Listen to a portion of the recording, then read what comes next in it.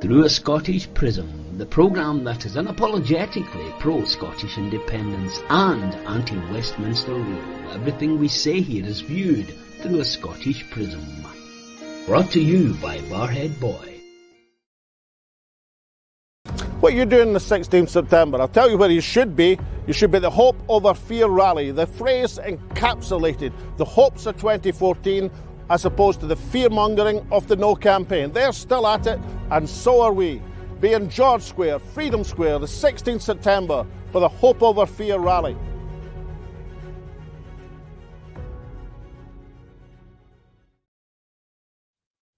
Hi folks, and welcome back to Through a Scottish Prism. Nice to see you all again.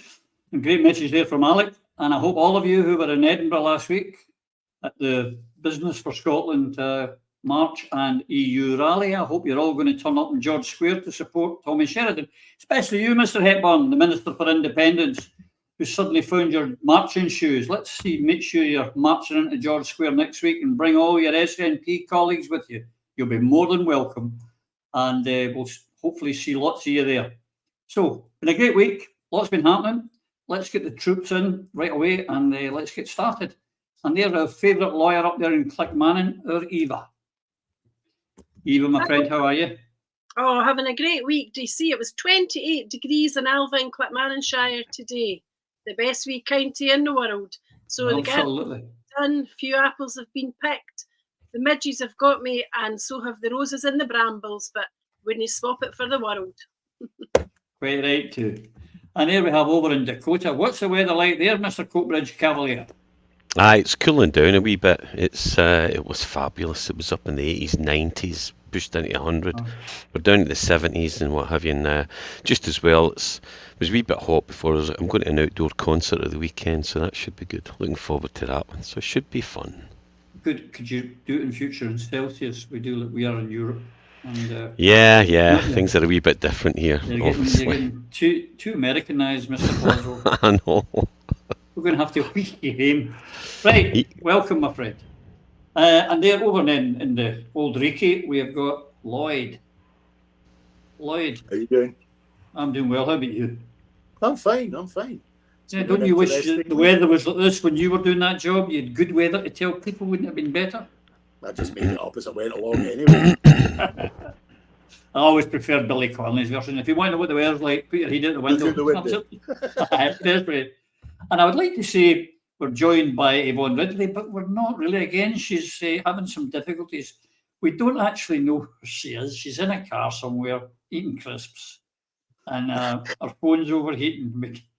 Last we heard, she's got her hand hanging out the window, holding her phone to try and cool it down. So, but there's Shirley Temp. We just don't know. We don't know. We have not got a clue. She may join us. She may not. Her phone might fall out the window, wherever she is. But hopefully she will join us and give us a repertoire and wit. So it's been a heck of a week. Let me start with you, Lloyd. What is? Oh, we've got her here. Yes, we've got her here in doll form. The two big things for the week, but the first one I want to go into, Lloyd, is the SNP programme for government. Now, what did you see in it? Did you see anything that got you excited, or not?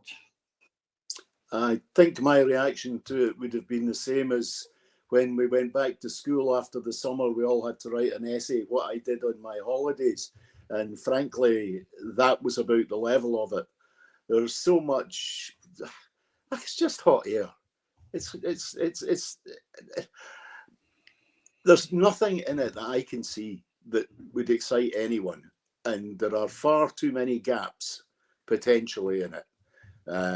The commitment to increasing the wages for people in the care sector, absolutely fantastic. But I hope they've thought in terms of how the care sector is going to cope with that.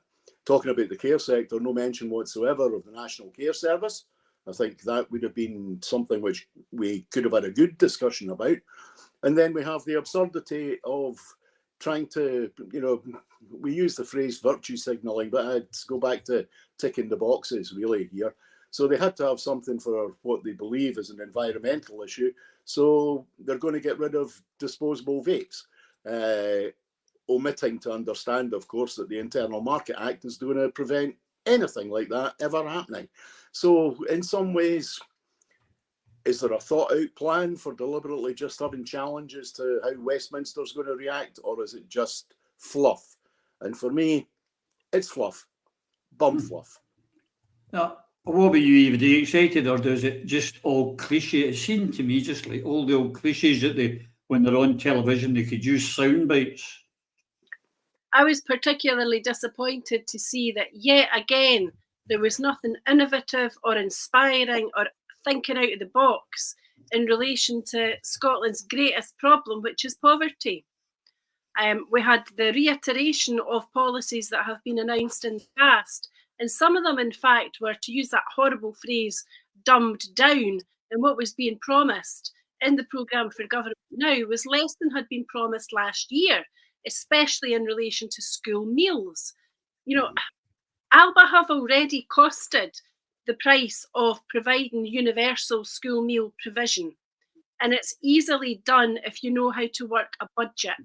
And if you can give all primary and secondary school children a free school meal, then what a difference you would make immediately across the board to every child who's currently vulnerable or in want. These families would benefit hugely. Our country would benefit hugely. Kids could go to school, have a full belly when they start learning and be able to learn and be able to be educated. Teachers would not have to be spending their time doing things that they didn't go to college or uni to do. They're there to teach. They're not there to be nurses or to feed children. They're there to give them the education that these children deserve and need to lift themselves out of poverty and want.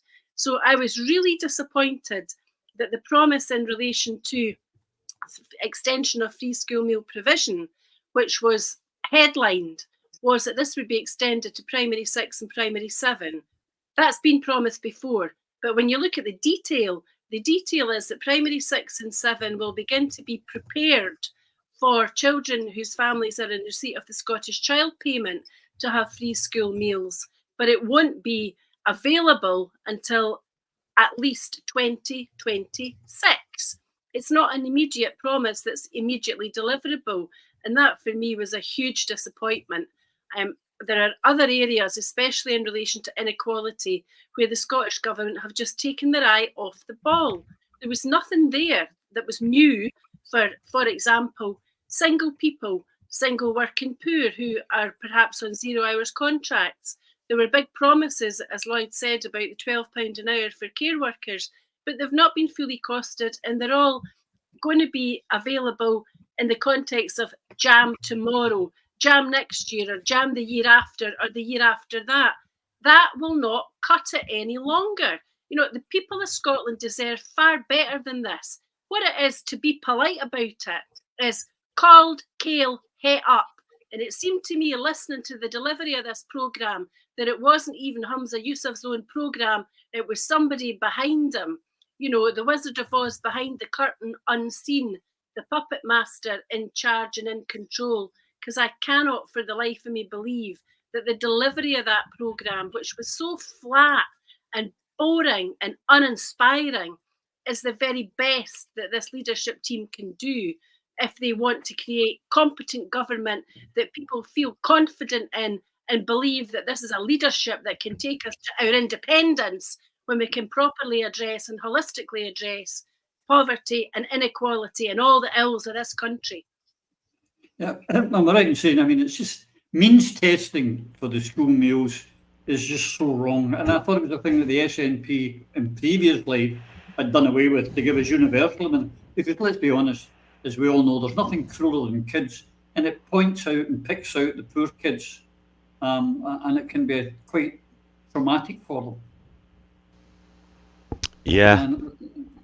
Yeah, that's absolutely true. And it's not just that. If you don't get it right, if you don't get nutrition right in a child, it stunts growth, it stunts development. Then there's a whole social aspect of being the kid that gets the help and all that type of thing. Other children are very cruel and don't really understand this, but as adults it's our responsibility to correct this in our institutions and our education centres. No, this, I mean, people people should understand what this is. The Programme for Government, or PFG, this one in 22-23, the quote is, "There's always some glib soundbite, and it's a stronger and more resilient Scotland." That's what it's for. And what it does, it sets out the actions that the government states it will take, right? And the proposed kind of whatever legislation they're looking to put in place. There's a really good blog worth having a look at, Spice Spotlight blog. That's on spice-spotlight.scot.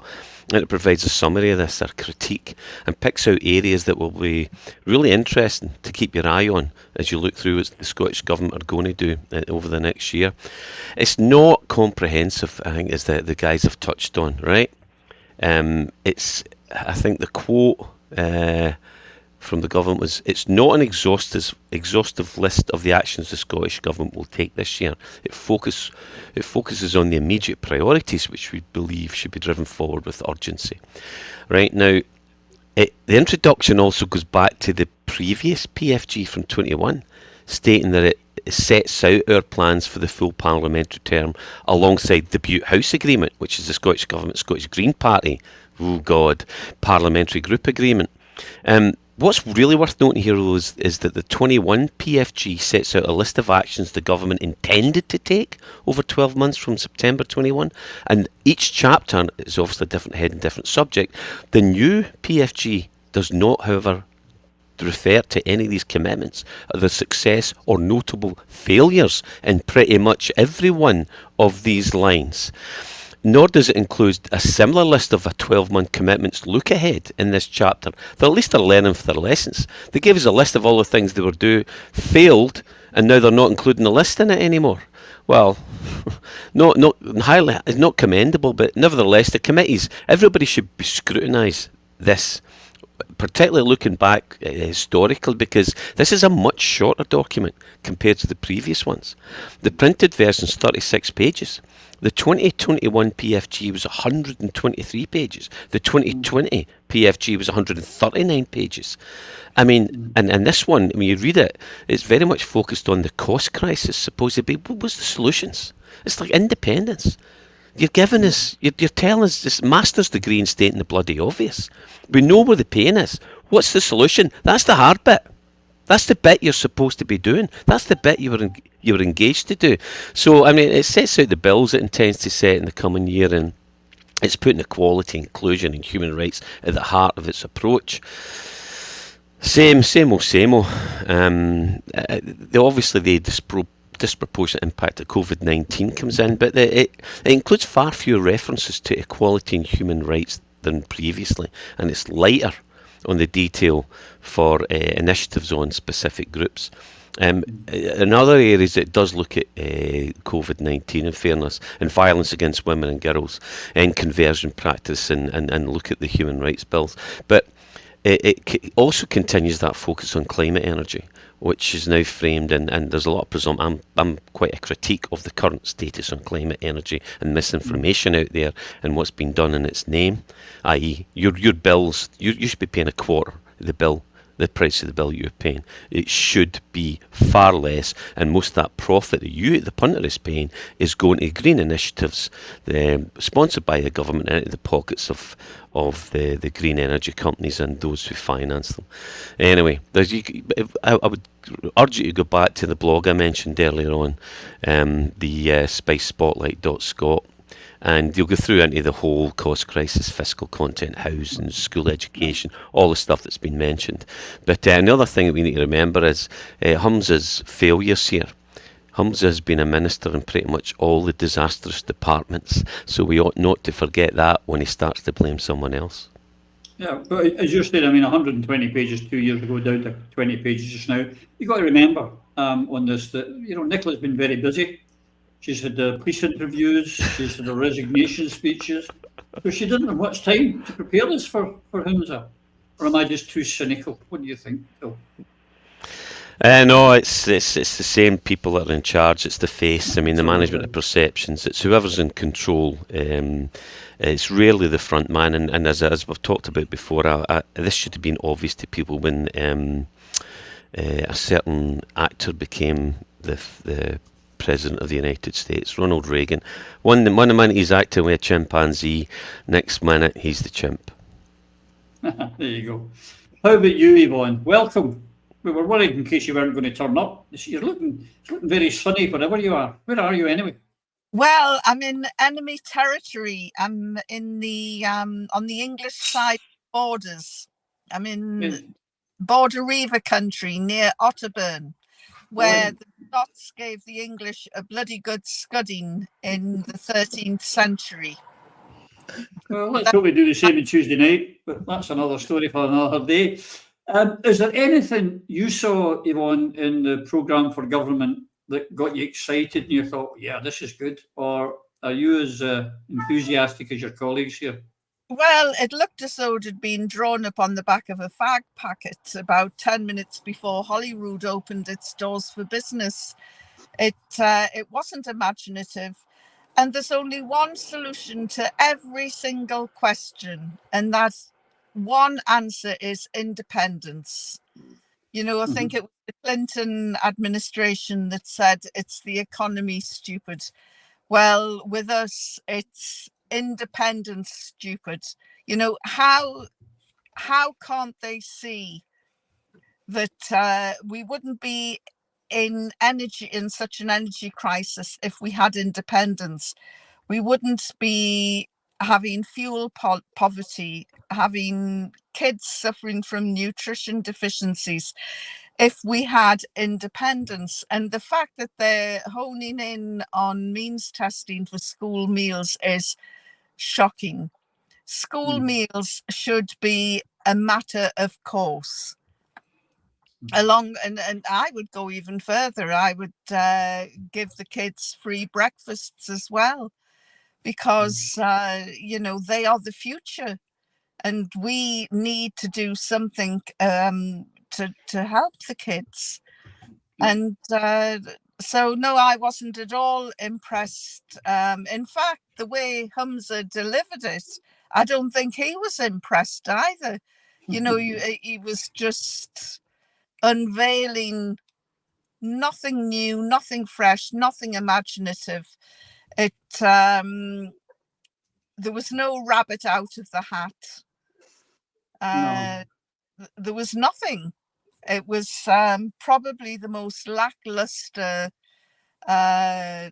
reveal in Holyrood in the last decade. Lloyd, one person who was impressed with it was our Nicola, who said she thought it was fabulous, probably, as I say, because she wrote it. But she was in Holyrood this week, and she was, I'm having trouble saying this with a straight face, but she was lecturing everybody on the polarisation, how terrible it was with the polarisation of politics, and that she hoped that people would try and have a more mature debate. My God, if anyone polarised politics in Scotland, and anyone who had an immature debate and who would not permit debate in her NEC and at her conferences in public, it was Nicola Sturgeon. The hypocrisy of the woman is off the Richter scale, is it not? Yeah, absolutely. I'm sorry, Roddy, but I'm a firm believer that if you are an ex-leader, you're an ex-leader. Get off the stage. Yeah. Just get off, and don't stand above it and hold the strings either. Go away. Yeah. The absolute extraordinary brass neck of anyone. But then again, it's become clear over her behaviour in the past, certainly over the past 2 years specifically, that she lives in a world of delusion and is not helping the politics of our country. She's reinforcing the negative and incompetent behaviour of the people she created. It's holding us back. It's holding the country back. It's preventing us addressing the real issues that need to be addressed in this country. The central one being obviously independence. Independence being the key to dealing with all of the other issues. The whole fact that Miss Nicola Sturgeon believes that the world needs her influence, needs her information, needs her intelligence, needs her contribution is beyond understanding. This is a person who, when the books are written, and they will be written sooner than most people believe, her reputation as the leader of this country, her reputation in the behaviour that she instigated while leader of this country will have her down as one of the blackest characters of the history of our country. And to be honest with you, the less airtime, the less vision she gets, for me, the better. Absolutely. She didn't help herself, well, she was trying to help herself either. She didn't help her party with this intervention. And as I say, I found it the absolute hypocrisy on steroids. Were you shocked, amazed, or did shrug of the shoulders? I wasn't the slightest bit surprised, but where I was really disappointed was, as Lloyd has alluded to, her contribution to Scotland has not been a positive one. And if you look back in time, over the course, not just of our lifetimes, but of the lifetimes of our parents, Scotland progressed in leaps and bounds under the Labour Party. I've spoken about this often. And, you know, I had grandparents and parents who spoke of how good it was that there became council houses with inside toilets and the NHS. You know, my granny used to talk to me about having to pay for the doctor to come to the house to look after the children when they were unwell. And Scotland progressed in the 50s and 60s and 70s, and Scotland really jumped ahead after the Thatcher years. Scotland came on so well between 2007 and 2014, particularly because of the competent government that Alex Salmond created. And unfortunately, Nicola Sturgeon, who was past that, you know, precious, I suppose, burning flame, desirous of freedom, only had to continue to fight on the foundations that had already been laid by so many other competent, careful, principled people. And instead, there was nothing there. There were a series of empty promises, and she began to actually break down the successes of the Salmond years in the context especially of gender recognition reform and her absolute dismissal of the views of women and men who were gender critical and who had worries that she described as not being valid. You know, her dreadful times with her broom cupboard video, her notoriety in the context of the rapist who was put into a women's prison, all of the stuff that goes along with that is utterly unforgivable. But it's very much a sign of somebody who didn't know where they were going, who was full of self-interest and self-motivation and couldn't see, or perhaps didn't want to see, the damage that was being inflicted, not just on her party or the independence movement, but on Scotland generally. And history will not be kind.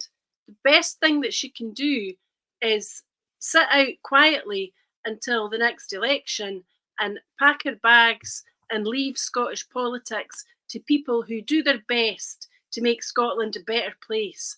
She's not going to be remembered as one of those. No, absolutely not. Phil, when you heard her there, I mean, acting as if she was some kind of staged, learned, bastion of politics and a bulwark for democracy, did you not feel your jaw hitting the floor? No, because I know her. I've worked with her. I've seen her in action, and I picked it up quite early that if you're not in the in crowd, you're in trouble. If you're not a Kowtowist, that horrific religion that is infiltrated and destroyed us from within, certainly the SNP from within, then you will not be given a fair crack at the whip. You will not be supported. So no, Nicola doing this is her MO, and I completely agree with Lloyd. It took me a long time, and all of us, it took us quite a long time to come out and say, well, actually, this is not what it purports to be. This is no longer a party that's chasing and fighting for Scottish independence. It is now a platform for this egotist. And you know, she's lecturing on how terribly polarised we are all, but under Nicola, the friction between leadership, her small cabal in particular, and everyone else grew massively. The competition and adversity between MPs and MSPs at Westminster and Holiday also ramped right up. not least of which because there was 56 of us down there with some people, many of us who did not come up through the political sphere. They did not know. And many of us who have substantial experience in the real world, which terrifies politicians. I mean, I can go into debates with people on oil and gas at Westminster, and just from my background knowledge, I'm ripping up some senior politicians on it. And they're like, oh, checking notes. I'm thinking, sorry, I know this. Or, we've got engineers there, or we've got lawyers, we've got psychologists, we need more of this. Less of these programmed bots and wokerati and more people of the real world. People, don't do yourself down. We need ordinary folk. We need folk. You're much smarter than you think you are. These people are gaming you. Don't let them. And then you get the whole, the Nicholas favourites who followed the woke philosophy were rewarded, and the rest of us who were fighting for independence and had reservations about this nonsense did not get the press, opportunities or support you were actually paying for with your contributions and the short money. Then there's the list of people thrown under the bus. Natalie McGarry, Michelle Thompson, even in my experience, front page of a number of papers. It was all about protecting Nicola. Not the sucker in the crosshairs of the establishment. No, sadly, she has gone to this dark side, and she did it. I think they got their claws into her before she became First Minister. I didn't see it. I'm not smart enough to figure that out, but by God, it didn't take me long to figure it out when I was getting kicked in the chuckies by the reality of this situation, and it hurts me and cuts me to the core. I'm sad to see that Yvonne's phone has overheated again and she's not with us, because I'm sure her answer to this particular question would have been flowery, to say the least, Lloyd. But hopefully she'll come back in and I'll redirect it towards her. But one of the other things that happened this week, and it was another golden opportunity I felt missed, was the reshuffle down at Westminster. And there was a chance to hold out a fig leaf to it all, to bring back that unity. And that, I believe, could have happened if they had reinstated Joanna Cherry as the Justice spokesman at Westminster, but they didn't. They've just rearranged the deck chairs of the Titanic. There was nothing there that made you say, this is good. They can see that they're looking towards us, and the things that we're saying that we're uncomfortable with, they're addressing it. They didn't. They actually gaslighted us by saying, we know best, we're never going to change, we're rigid, you don't know. It was a slap in the face to the Yes movement again, was it not? Yes, it was. But I think also Phil knows this, I know this, because we've both been part of the structure. What's going on here is the polls are telling them they're going to lose seats at the general election. Some people who are more in favour than others have been given positions because that will give them more time on television, it will give them more access in the media, and hopefully that will shore up their vote when it comes to the general election. Hence, you have one person who went to one of the most elite public schools in Northern Ireland, former deputy leader of the Labour Party in Scotland, is now the Scotland spokesman for the Westminster group of the Scottish National Party. Who'd have thought it? Who'd have thought it? No, this is despicable manipulation of a situation. The rewarding also of those who have been loyal against science. They've been loyal against reality. They've been loyal against truth. It's disgusting. It's absolutely disgusting. And I think what makes it, compounds it for me, was the absurdity of Stephen Flynn being given the Best Scot at Westminster award, and then for him to announce Take Me to Aberdeen driver. What mentality is there amongst this group? The man with the castle, Christopher Law, out and about talking about independence. We've heard barely a word from him other than showing off his latest Maserati or other vehicle that he's acquired for himself in the backs of the votes garnered by Scottish National Party activists over the years. These people disgust me, Roddy. I can't say more. I can't. No. What about you, Ava? Did you look at this reshuffle and see anything that made you think, they know what's going on? Well, I'll tell you somewhere that the SNP do know what they're doing, and that's in the context of the by-election in Rutherglen and Hamilton West. Because guess who has not been seen on the doorsteps or on the stalls or out delivering leaflets or in any of their broadcasts or their podcasts? Nicola Sturgeon has not been seen because she would not be welcome in Rutherglen and Hamilton West. So the SNP aren't that daft. But their campaign there is an unnecessary one, as was said so many times before. And the ineptitude and actually the sheer venom that they showed in the context of leading the charge against Margaret Ferrier is very similar to the tactics and the strategy and the attributes that have been very much evident and in play in the context of creating positions in Westminster for the chosen few and also in Holyrood, because you're not rewarded for ability or courage or knowledge or drive or devotion to the cause. In today's SNP, you're rewarded for how much you can soak in to the agenda that a couple of people at the top of the tree consider to be something that they want to pursue. And that is all about party before country, personality before country. And we spoke often before about the fears that there were when the SNP under Nicola Sturgeon appeared to be a cult. But there are strong suggestions that nothing's changed and that actually what's developing in Westminster is something very similar, because the ability within the MPs representing the SNP, and I include in this Angus Brendan McNeill, although he's obviously not now SNP, the ability and the drive amongst some is unquestionable. Their loyalty is to Scotland.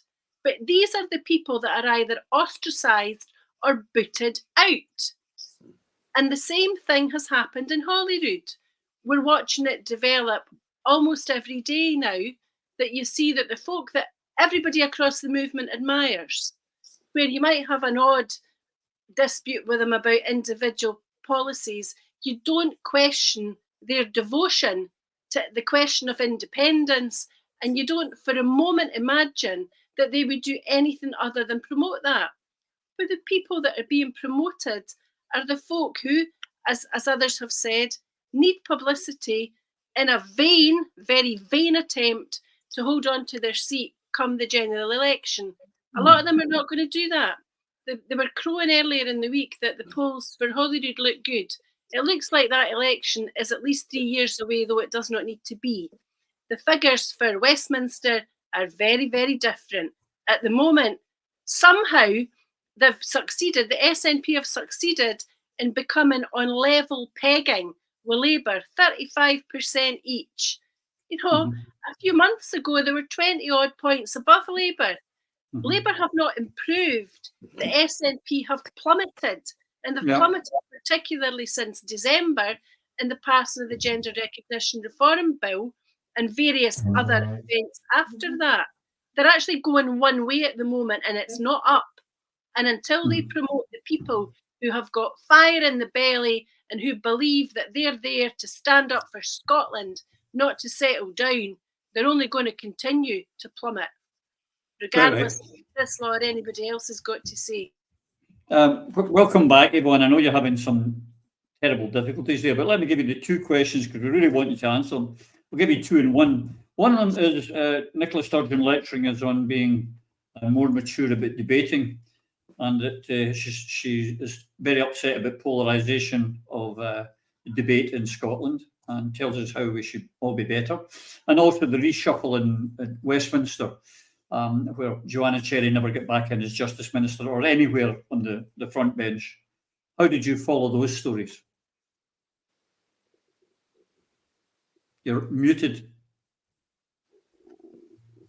Yeah, listening to Nicola Sturgeon lecturing us and saying that what we need is mature debate was like listening to the Hunchback of Notre Dame giving deportment classes.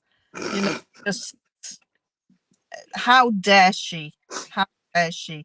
And as for the reshuffle, you know, what reshuffle? It again, no imagination, and their greatest asset, Joanna Cherry, was once again overlooked. I mean, Joanna Cherry is she stands on their shoulders. She's a giant as a politician, as a strategist, as a lawyer. She's almost single-handedly throttled the life out of their GRR bill and has challenged it. And of course, you know, they're afraid of her. Anybody else, any lesser individual would have been sacked, but she's far too big and far too clever for them to even attempt to remove her. And the first thing that Flynn should have done was bring her on board. Far rather have someone like Joanna Cherry, you know, being inside, looking out, rather than being the other way. It's so it was two major disappointments, but well, Flynn was predictable. No backbone, no courage, no moral fibre. I don't like the cut of his jib at all. And Sturgeon, don't you dare lecture us, you flaming harridan, after the nonsense that she's put this country through. Absolutely right. Phil, you know a lot of these people in the reshuffle. Were you impressed with the reshuffle? You've got some inside knowledge that the rest of us don't have. Yeah, I echo what's been said by my colleagues here. Joanna Cherry is just a spokesperson, unless you want your answers to difficult judicial questions via the medium of interpretive dance, you know. So let's not even. I mean, it's ridiculous. This is the reshuffle at the front bench team at Westminster, and he says the new team, which includes 2 newcomers to the senior roles, will pile pressure on the UK government. Well, I don't see them quaking in their tucker books right now. It comes as the parties prepare for a general election, okay? The same day that Labour did a reshuffle. It also precedes the Rutherland and Hamilton and West by-election. So I read through it all, okay? I read through all of these positions, and I know all of them, or I know most of them pretty well, and I know of all of them. Now, there's not many dissenting voices here. There's some good people, but obviously Angus Brendan McNeill not being there as he was expelled, which is ridiculous. Joanna Cherry and Philippa Whitford, 2 of the intellectual giants down there, both excluded, though Philippa says she won't run again. Angus Brendan McNeill, as I've mentioned, is one of our most experienced, capable and professional people.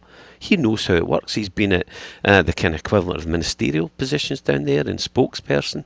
And there's no Lisa Cameron, a doctor of psychology, Alan Brown, a qualified chartered engineer, Ian Blackford, highly qualified in banking. He was an analyst from NatWest. He managed an equity operations in Scotland for Deutsche Bank. Douglas. He is leaving after this. He's another one that's leaving, and Douglas is also not running again, but experienced and what a lot of the ones that have been missed out for are champions of independence. And Stuart Hosey, very, very experienced and very capable in certain roles. I know not all these people are well liked by the independentistas, but none of these people that I've named are in positions of power, primarily because they're all out of the inner sanctum for one reason or another. Stuart for his marriage, probably, and the core support. They're all core supporters of Nicola that remain, with Humza and all those who are in and controlled and directed by the establishment, and they are set on the retention of their own gravy train straws and as a result are playing right into the hands of the unionists, and we stay in the union. And I will give a wee bit of slack, because it's something I considered when I was there. There's of course those caught in the middle. So yes, people playing the game have gotten on with their job in spite of the major SNP failures, an obvious betrayal, and actually leading us to our independence, because sometimes it's better to fight from the inside or within, like our Lloyd here and a few other worthies. The Scottish shadow spokesperson, I want to say something about that. I mean, the fact that we're now getting all these, I've commented on this before, all these shadow positions, ministerial, supposed shadow ministerial positions. You're playing the Westminster game. Mm-hmm. This is institutionalisation you're seeing right in front of your eyes. Don't play this game. Titles massage egos. It's another way the establishment. I mean, look at what they're trying to influence. A lot of the people on this list of ministers in the reshuffle, I wouldn't hire as my assistant. So I've likened this nonsense before. Focus on your work, not silly titles. And in fact, we should make them up our own. We should make our own titles up. And I'll reintroduce that one I introduced a while ago. They should all be Grand Viziers of Underwater Basket Weaving, because that's the equivalent of all they're going to achieve down there. Yeah, I mean, when I see in the SNP, a party I was in for 5 decades, having shadow spokesman for Ireland, Wales and Scotland, I just go, I just can't believe it. It's horrific.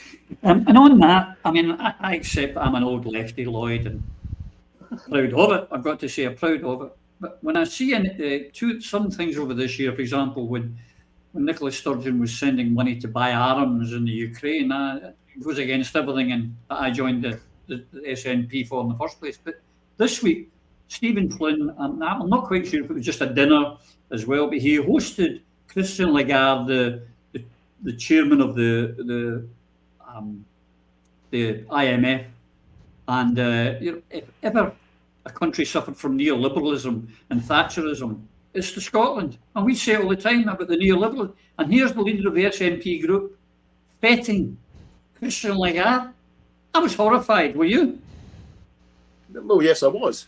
I mean, of all the countries in the world, the one country that certainly will not require the intervention of the International Monetary Fund when we become independent and control all our own resources, it's Scotland. But this dovetails with what Phil's saying. You know, little Stephen Flynn has seen this person on the telly.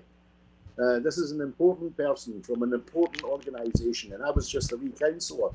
And they're impressed. They're impressed when they can go to dinners or invite people to dinner now that you are, in Westminster. It's all part of the feeding game. It feeds into your ego and leads you to be subsumed into the structure. And the structure with this issue of Miss Lagarde, in actual fact, shows you that this is a system and a structure that applies beyond borders, right across Europe and across the Atlantic too.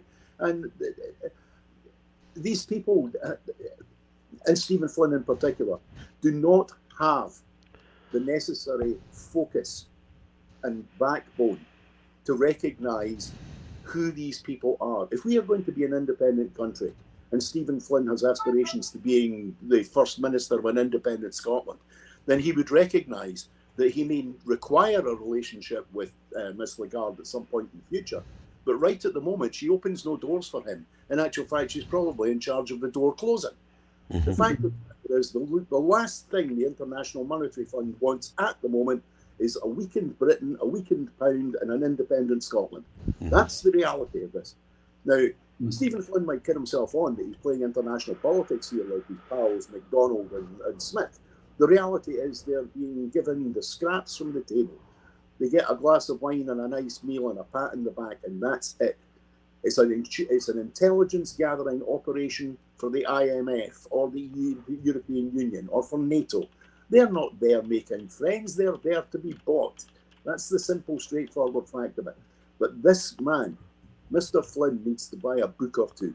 And he needs also, I would suggest, like many senior members of the Scottish National Party, they should meet the leaders of the real independence parties.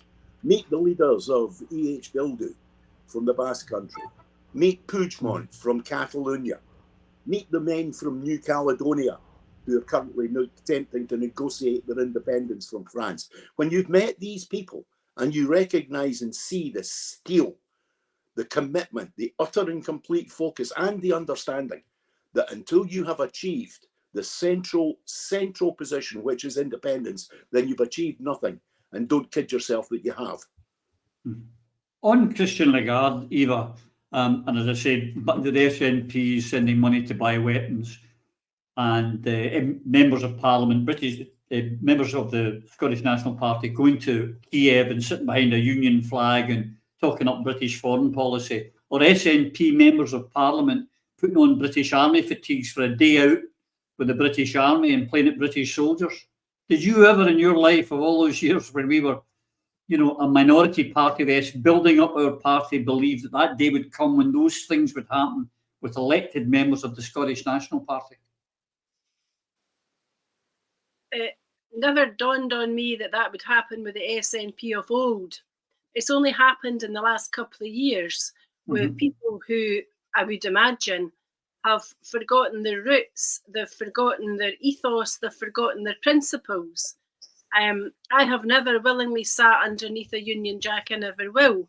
But I think that there's a much bigger picture than this at play.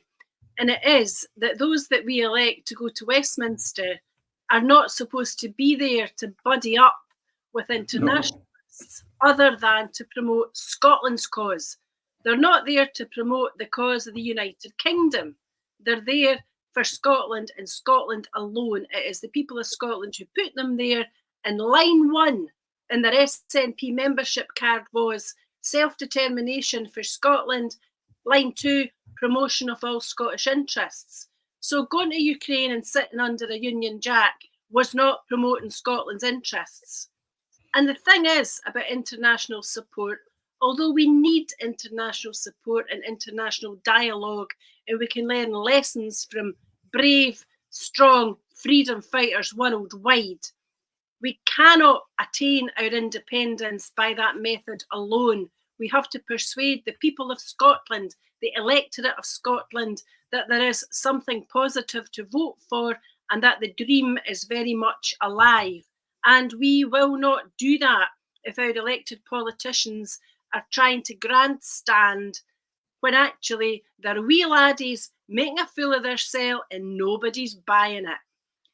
They have to create the case in Scotland and have to bring the people of Scotland together behind the saltire with a view to an electoral event where we have the opportunity to vote overwhelmingly for independence. And meeting people who are famous within Europe or worldwide should only be done when it's done for Scotland, not when it's done for self-promotion or the promotion of a party. And that doesn't just relate to Stephen Flynn meeting Christian Lagarde. It also applies to events such as Tartan Day in New York, because that should be about not just promoting Scotland, but promoting the cause of Scottish independence. It should be far more than Scottish trade or wearing a kilt or a pair of tartan trousers. It should be then translated into coming home and saying to the people of Scotland, you know what? The rest of the world likes us. We should like ourselves too. We should be confident. We should understand that we're not too wee and we're not too poor and we're not too stupid, because those countries that we've visited, Scots helped to build. And if we can build the rest of the world, by God, we should be building our own country.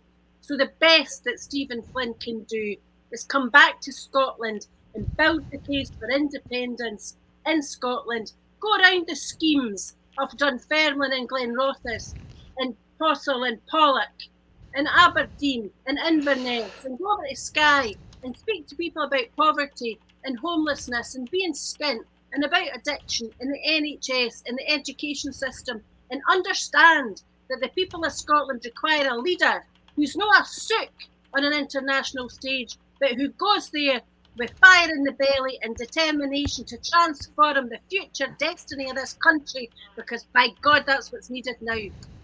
Here, absolutely. Well said. This week as well, I mean, I think it was Lloyd referred to it. Stephen Flynn got an award, Phil, as the best Scottish MP.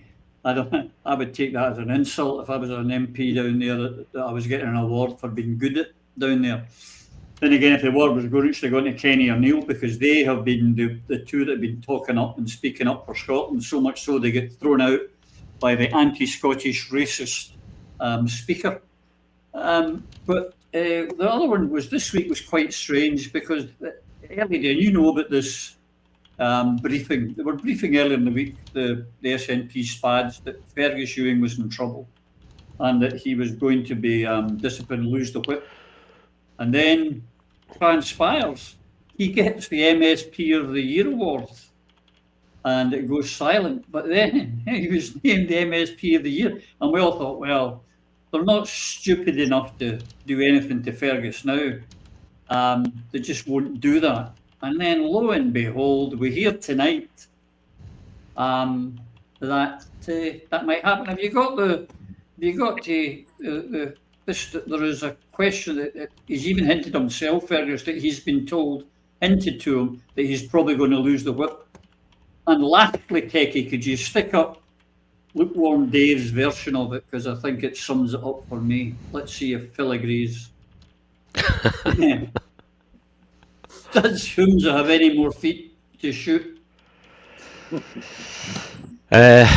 Yeah, that's very, very good, and not really a shot coming from Lukewarm Dave.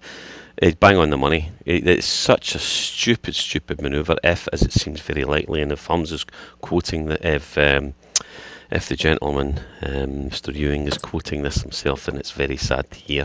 One of these dissenting voices, someone, that legacy that goes way back, royalty of SNP, if there's such a thing. They were adverse to such analogies.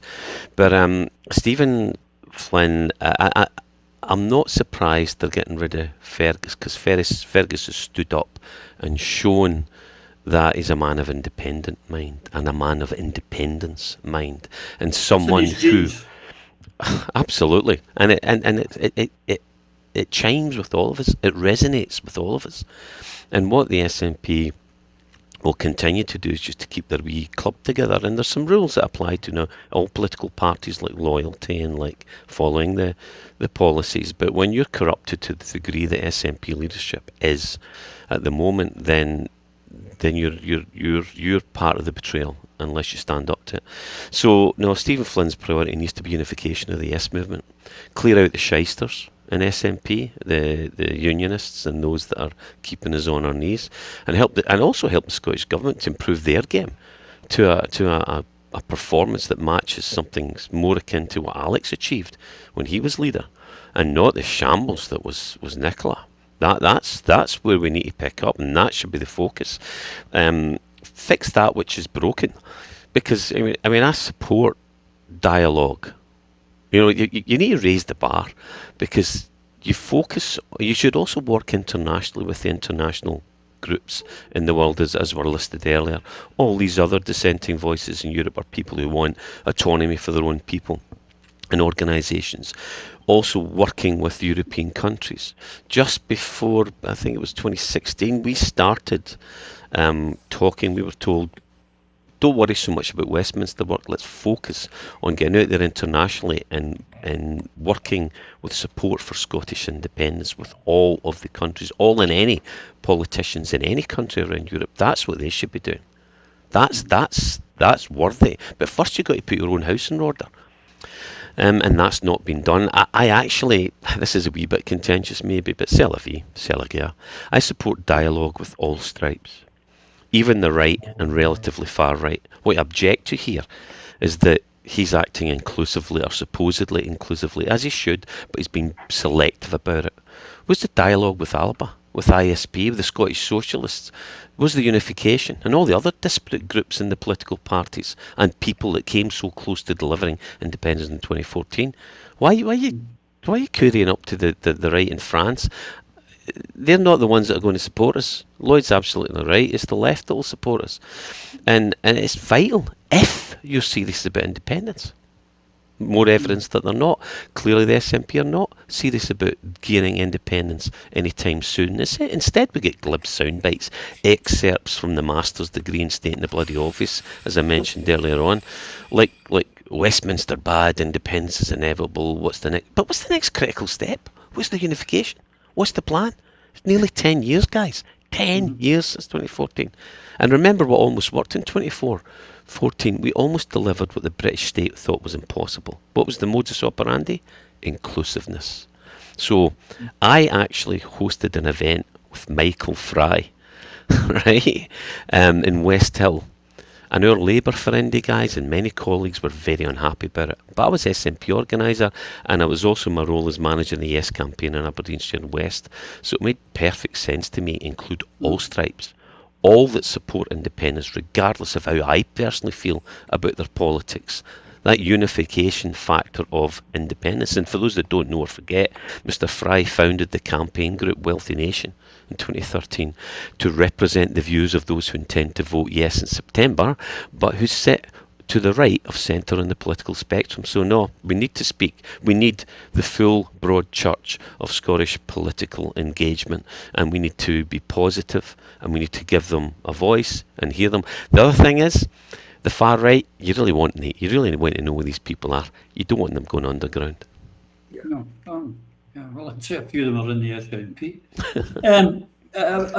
If you and I had been having a chat, Lloyd, the day after the referendum, and I said to you, we've been in this party a long time, Lloyd. I tell you what, I've got this vision. 9 years from now, they'll be throwing a Ewing out the party because he's too belligerent about independence. Would you have believed me? I'd have sought medical attention, Roddy, definitely. No, how many times do we have to say this? This is madness. It's unnecessary.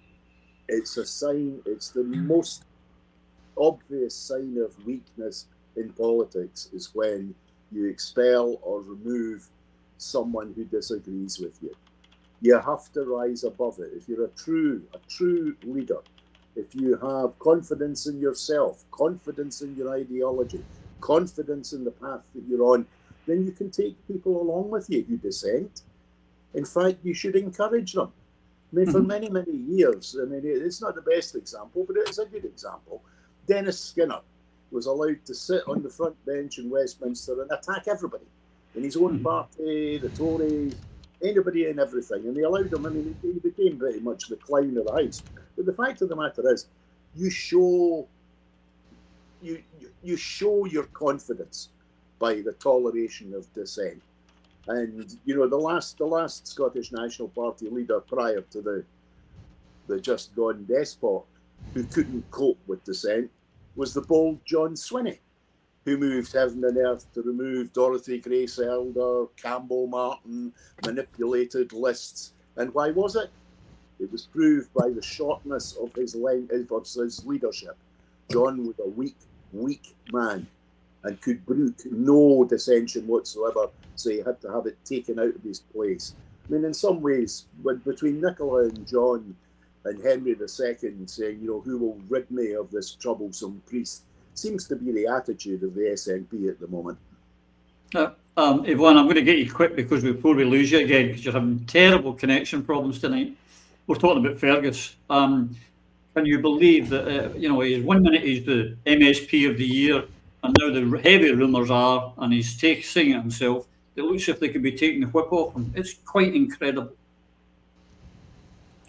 It's shocking when you think just a few weeks ago, Humza was sitting in the front row at his sister's funeral, and all of these SNP so-called grandees were singing the praises of the Ewings, and to take the whip off him is like removing the N from the SNP. It really is, and it's shameful. And he's just won the Holyrood Magazine's Politician of the Year award, one of the most prestigious, sought-after awards. maybe Humza threw his teddy in the ring and was annoyed that he didn't get it.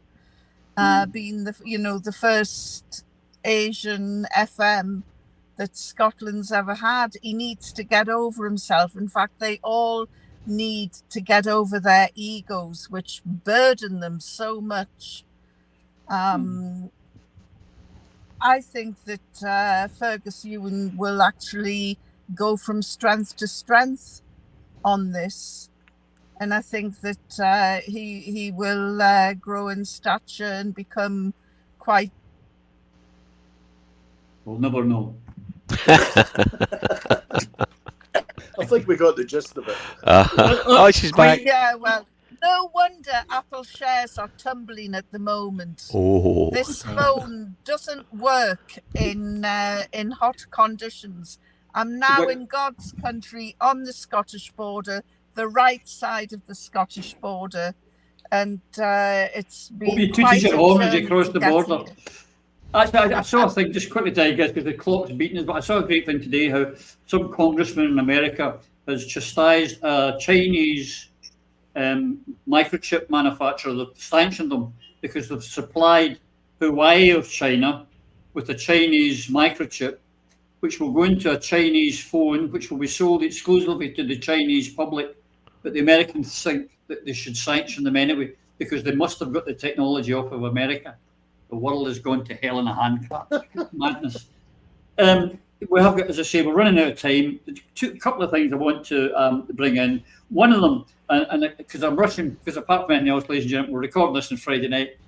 Before you go and see the football, I'm being honest here. It's mother passion. I'm desperate, and it's Scotland. I love them. And recently things haven't been great for me in the football front, but we'll just leave it there. But this week, Gavin Newlands, one of the many SNP MPs who has me blocked, never had a conversation with the man, but he has me blocked. He went to John Whittingham, I think, who's the Culture Secretary, to suggest that the Scottish football team should be on the listed events. Now, for those who don't know, the listed events are things like England football games, England rugby games, where they must be shown in council TV because they're vital, things like that.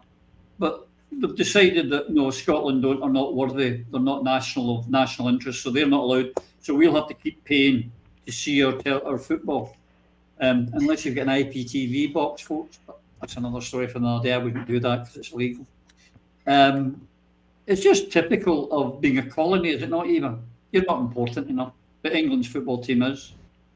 You're asking me about football, Roddy. I can't see past Joe Jordan. I'm actually asking you about the snub for people to get free television access. Well, I can only say that if Scotland were independent, and if those SNP MPs that are getting themselves exercised about Scottish football got themselves equally exercised about Scottish independence, we wouldn't be having this conversation. Priorities, dear boys. Get the finger out, get up the road and get the campaign underway. There is currently no official Scottish independence campaign, and I am reminded of Jim Siller's comments about 90-minute nationalists, because tonight, for some of those watching that game, that might very well ring far too true. The other last thing I would like to speak to you, Phil, because I blame you for this next thing. Penny Mordaunt has come out and talked about Scotland being a rat-infested Victorian backward nation. Her absolute contempt and racism against Scotland. And I put that down to the fact that if you had wooed her properly, she would be in love with Scotland, but you didn't get your job right. You had one job. Woo Penny Mordaunt. Now, because of what you did, she's slagging Scotland every other bloody day, and it's down to you, Mr. Boswell. In fact, she's got a new uniform. Techie, can you pop her in her new uniform? Make it feel excited. Yeah. There she is in her Navy uniform. Very nice. It's Pirates of the Caribbean meets Pirates of Penzance, it looks like. Yeah, that's pretty messy. What can I say? This is all scripted. I think there's some words in there with too many syllables for Penny. So to write herself. So I would probably put that down to some script writer. And it's a game. She plays the game. Look, I take that back, Penny. She's a smart cookie, knows her stuff, and she's just doing her job. You're still hoping there's a wee glimmer of hope for you. I'm never going to hear the end of this, am I? No. A woman scorned. You should never have told me. You know, I'll just say a woman scorned. What can you say? You know, actually, that's the thing, though. They get away with it. But if one of our politicians had turned around and referred to England as a rat-infested Victorian backwater, which it is, they'd have been held to pay. Anyway, the clock has beaten us, but I just want to say, I want to thank, and I don't really know, I don't ever do this, but I want to say we did our first midweek special back, and I think it's one of the best we ever did. Thank you, Lloyd, for joining us with Dr. Finbar Markey on Multipolarity. And if you haven't seen it, go and watch it. But coming next, thanks to our friend Yvonne here, she's got me in contact with a tremendous gentleman from Africa. And we're going to talk about the changes in Africa, and we're going to bring good news stories. Because, and he asked me, he said, well, why do you? I said, well, we never get good news stories out of Africa. It's always famines, coups, wars, pestilence, everything going wrong. And they don't, and he said, yeah, but I don't understand. Why would people in Scotland be interested in that? I said, because you're colonised. And they do the exact same to us in Scotland. You never get good news Scotland stories. You only get pestilence. You only get told that you're a rat-infested Victorian backwater, because they don't want the Africans and they don't want the Scots getting self-esteem and confidence, because we then might say, you know what, we could look after our own resources, and there is no continent more rich resourced than Africa, and they should be the wealthiest part of the world, and they're starting to assert themselves. So that's midweek, but until then, come on, Scotland's footballers, come on, Scotland's rugby players on Sunday when we play South Africa. Come on, Scotland's foot players, when we play England on Tuesday. And to all of you, till we see you again on Wednesday, you and yours, please, take care.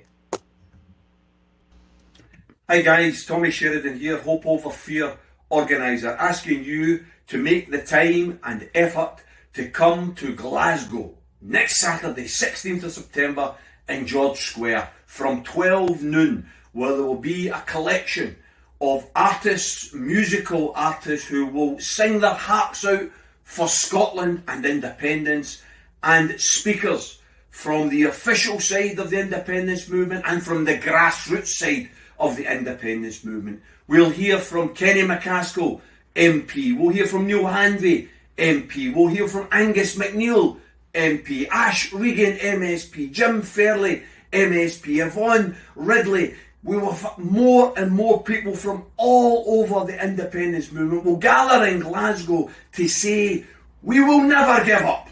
We will never give in, because independence is more important now than ever. Britain is finished. It's corrupt to the core. They can't even run their water system. Their schools are crumbling. Their system is broken. It's time for us to get out and to have an independent nation where the people of Scotland take the decisions that matter, because we care more about Scotland than anybody else does. Next Saturday, September 16th, get yourself to George Square and stand tall, stand proud, as we will tonight, behind the Scotland team, for Scotland united and an independent Scotland.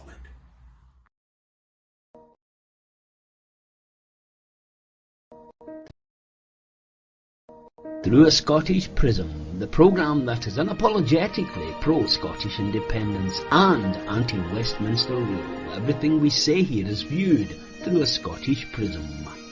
Brought to you by Barhead Boy.